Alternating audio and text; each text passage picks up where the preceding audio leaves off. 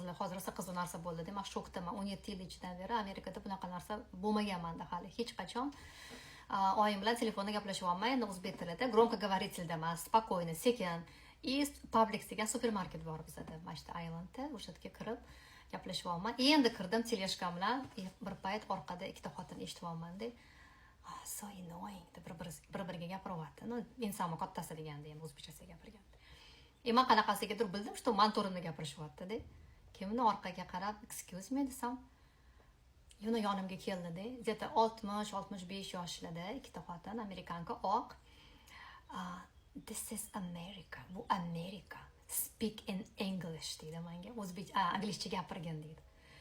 Keyin men bir aytmoqchi edim, anglishcha gapirish kerak. Amerika bo'lsa, Amerikani birinchi tili bu angliskiy emas. Bu yerda вообще-то indeyslar turgan. Тогда давай indeyslarning tilida gaplashamiz. Amerika bo'lsa demoqchi edim.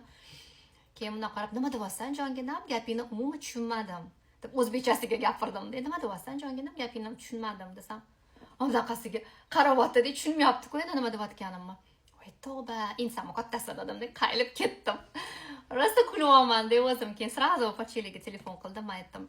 Qayerga olib keldingiz meni dedim. Endi biz Kaliforniyadan keldik-ku bu yerga Savana. Savana endi bu respublikanskiy shtat, bu yerda Tramp supporterlari, rasistlar ko'p-da. Endi hozir Tramp prezident bo'lgani uchun ular ham ja quturib ketishgan. Men aytdim, "Qayerdan bu yerga keldik" dedim. Mana o'sha rasistskiy narsalar bilan aloqa qilishyapti desam, keyin nima deb aytding-ki? Nima aytdim, o'zbekcha gapirib shunaqa qildim desam, boplabsan. O'zbekcha gapirib, mana shunaqa odamlarga shunaqa javob berish kerak. Tushunmay o'lgandir deydi, ha? Qayerdan tushunadi dedim. Ular biladigan tili bitta shu, ingliz tili, boshqa hech qanaqa tilda gapirishmaydi dedim. Birinchi marta Amerikada shunaqa narsa bo'ldi, qizlar.